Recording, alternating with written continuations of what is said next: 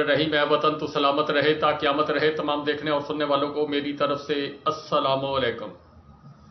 جس کو کہتے ہیں ہاتھ ہو گیا، پرینک ہو گیا، پی ڈی ایم کے ساتھ ہاتھ ہو گیا جی۔ تمام خواب ادھورے رہ گئے، تمام شیروانیاں پھٹی کی پھٹی رہ گئیں، کچھ جناب الماریوں کے اندر اٹکی رہ گئیں۔ نگران وزیر اعظم صاحب کا اناؤنسمنٹ آ گیا، ہوا کیسے جی یہ بتاتا ہوں۔ بڑی دلچسپ کہانی جو پہنچی ہے ذرائع کے مطابق کہ خوش گپیوں میں مصروف اجلاس چل رہے تھے، رات کو کھانے چل رہے تھے، سب کچھ ہو رہا تھا۔ اچانک راجہ ریاض صاحب ان کو فون آیا کہ جناب آپ پہنچے وہاں پر وزیر اعظم ہاؤس۔ انہوں نے کہا جی کہ میری تو ملاقات ہی نہیں ہے۔ انہوں نے کہا جی آپ جائیں۔ تو اس کے بعد جناب راجہ صاحب کی دوڑیں لگ گئی۔ راجہ صاحب وہاں سے گاڑی لی اور نکلے، اور نکل کر جناب پہنچے تو وہاں پر پہنچے تو انہوں نے کہا جی وزیر اعظم صاحب کو بتایا جائے کہ جناب اپوزیشن لیڈر باضمیر، جن کا ضمیر جاگا ہوا تھا وہ ضمیر جگا کر آ گئے ہیں جی اور ملاقات کرنی ہے۔ تو جناب وزیر اعظم صاحب جو سابقہ اس وقت ہو چکے ہیں جی، ان کا جب ان کے پرسنل سیکرٹری صاحب یا جو بھی ہوں گے انہوں نے جا کر اطلاع دی کہ سرکار باہر مہمان آئے ہوئے ہیں، تو انہوں نے کہا جی کہ کون آیا؟ تو انہوں نے کہا جی کہ راجہ ریاض صاحب ہے۔ میں تو نہیں انہوں نے بلایا۔ تو پھر انہوں نے کہا جی وہ آ گئے۔ اتنی مطلب کہ راجہ ریاض صاحب بھی پہنچ گئے جناب، دروازہ کھولا۔ اسی دوران ملٹری سیکرٹری جو ہے وزیر اعظم صاحب کے، انہوں نے بھی دروازہ کھولا، اور جناب ذرائع کے مطابق جو خبر آ رہی ہے وہ انہوں نے کہا جی کہ راجہ ریاض صاحب آئے ہیں جی کسی کام سے۔ تو انہوں نے کہا جی ہاں جی پہنچے ہیں جی، مجھے پتہ نہیں ہے، میری آج تو ملاقات نہیں تھی۔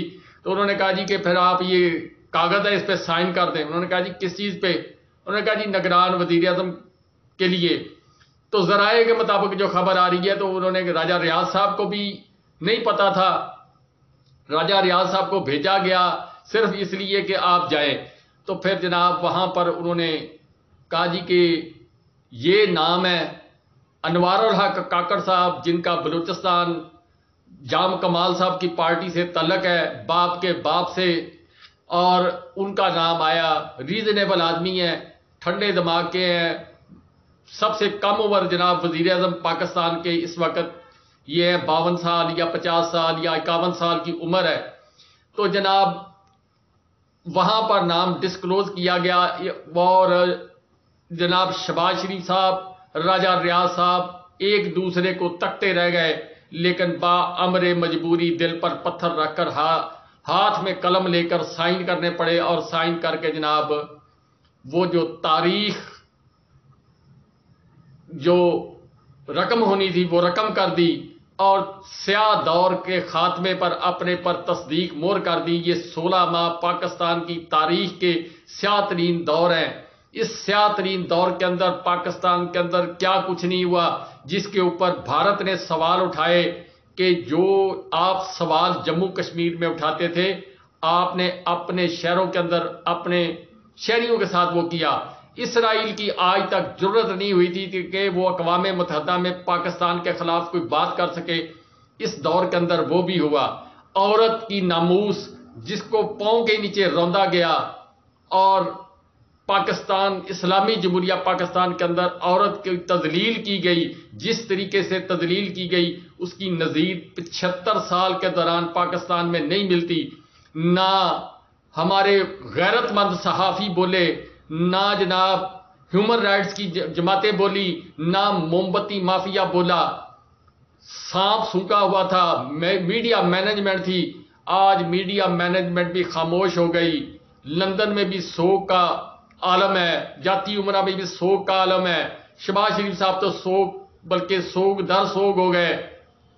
بلاول ہاؤس میں بھی سوگ، مولانا صاحب مسلے سے نہیں اٹھ رہے تھے 3 دن سے، وہ بیٹھے ہوئے تھے کہ شاید میری قسمت ہی جاگ جائے، مجھے کہیں نگران وزیر اعظم لگا دیا جائے۔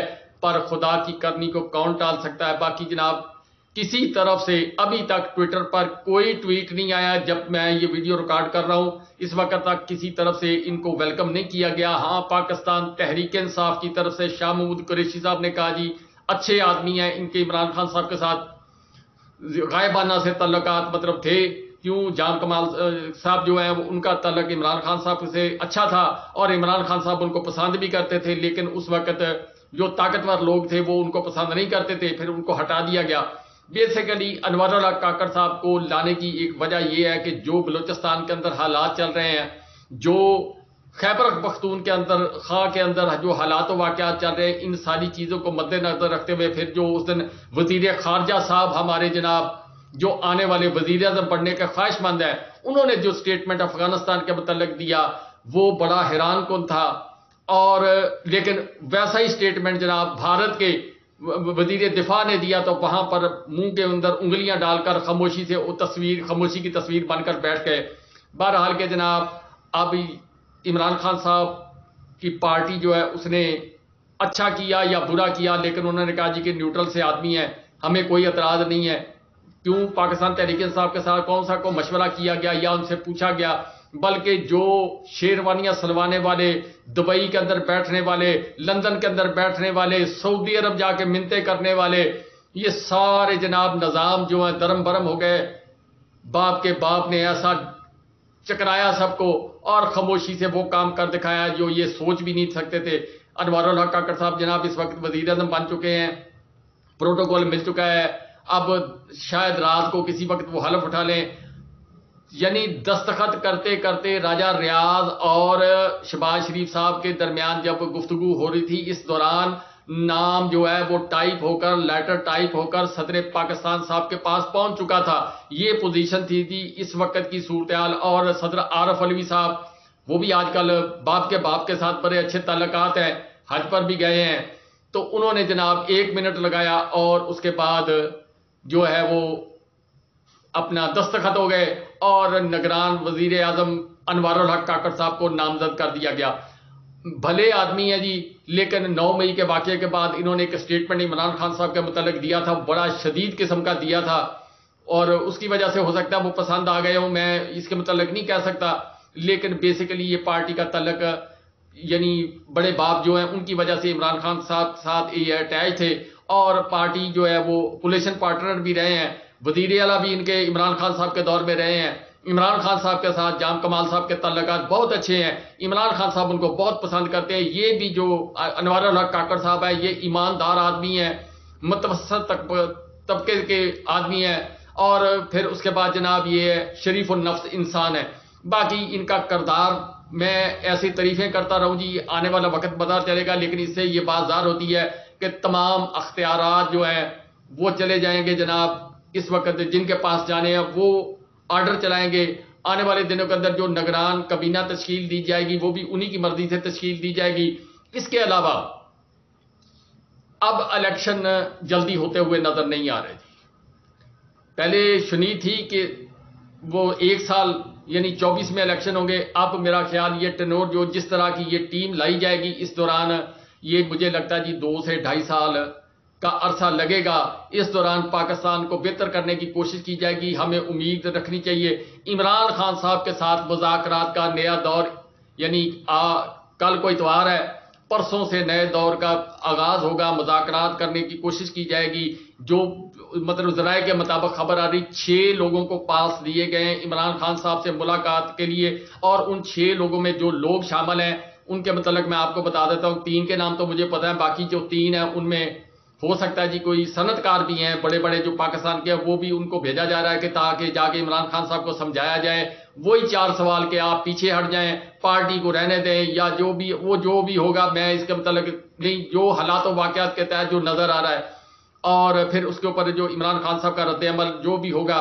تو اس کے اوپر جو انٹرنیشنل خبر آئی ہے وہ یہ آئی ہے جو ذرائع کے مطابق ہے کہ انہوں نے کہا جی کہ جو ایک وفد آیا تھا نا جی، میں نے آپ کو کل والی ویڈیو میں ذکر کیا تو اس وفد نے بھی ملاقات کی خواہش ظاہر کی ہے، لیکن انہوں نے حکومت پاکستان اور طاقتور حلقوں سے کہا کہ جو کچھ یہ آپ نے ان کے ساتھ کیا یہ مذاکرات والی بات نہیں ہے، یعنی ان کو بھی انوالو کرنے کی کوشش کی گئی کہ کسی طریقے سے وہ میڈیٹر کا کردار ادا کریں، جیسے پہلے عارف علوی صاحب اور سراج الحق صاحب کرتے رہے ہیں۔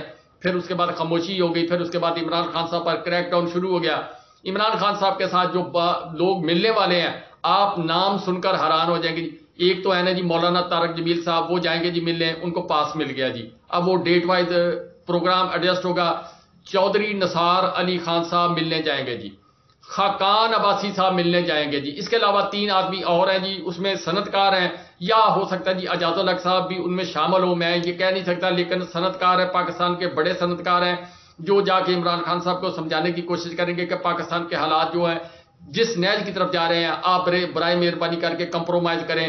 لیکن جو کچھ عمران خان صاحب کے ساتھ ہوا, جو کچھ عمران خان صاحب کی پارٹی کے ساتھ کیا گیا, جو کچھ عمران خان صاحب کی جو ہے ان کی وائف کے ساتھ کیا گیا, جس طرح سے تدلیل کی گئی, جس طرح سے عمران خان صاحب کو ذلیل کیا گیا, کیا وہ کمپرومائز کریں گے؟ اور پھر 80% آبادی جس نے امید لگائی عمران خان صاحب پہ کہ ڈٹ کے کھڑا میرا کپتان, کیا عمران خان صاحب وہ سارا نیریٹو جو ہے وہ ضائع کر کے کو بہانہ کر کے کلچ پلیٹوں کا یا پلیٹلیس کا بہانہ کر کے یا کوئی اور کمر کی درد کی تکلیف یا ٹانگ کا ایکس رے کروانے کے لیے کہیں جی کہ میں لندن جا رہا ہوں؟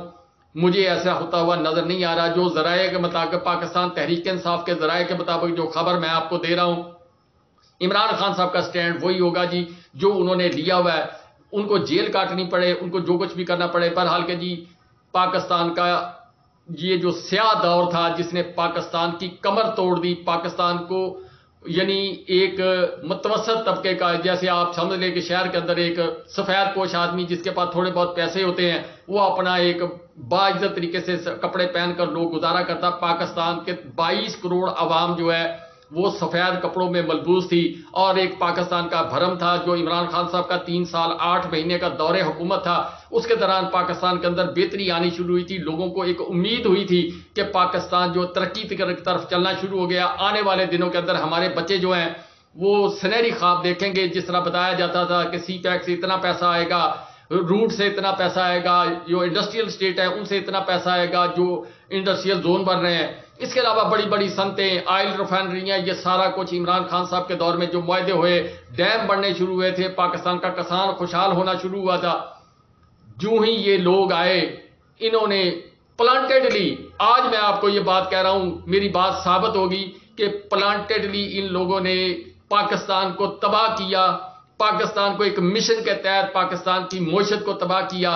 آپ اندازہ کریں 16.5 ارب ڈالر جو ہے پاکستان کے بینک, اسٹیٹ بینک کے اندر پڑا تھا, اور 1 مہینے کے بعد پاکستان کے اندر 7 ارب ڈالر جو اس میں سے اچانک کم ہو گیا. وہ کہاں گیا؟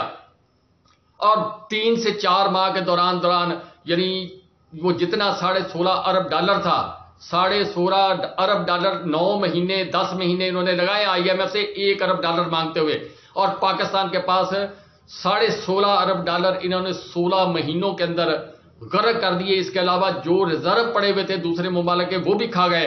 اس کے علاوہ جو سب سے شرمناک بات ہے, جو میں بار بار کہہ رہا ہوں کہ ہمارا ضمیر باحثیت قوم, ہم یا ڈر گئے یا ہم مردہ ضمیر ہو گئے, جو ہماری عورتوں کے ساتھ سلوک کیا گیا, جو ہماری عورتوں کے ساتھ جیلوں کے اندر ہوا, جو ہماری عورتوں کو جس طریقے سے ذلیل کیا گیا. بوڑھے اور باپ کی جگہ, دادے کی جگہ 74 سال کے لوگ, ان کے ساتھ جو کچھ ہوا, جو عمران ریاض کے ساتھ ہوا, جو ارشد شریف کے ساتھ ہوا, اور اس کے علاوہ ایاز امیر صاحب ان کے ساتھ جو کچھ ہوا, 74 سال ان کی عمر ہے.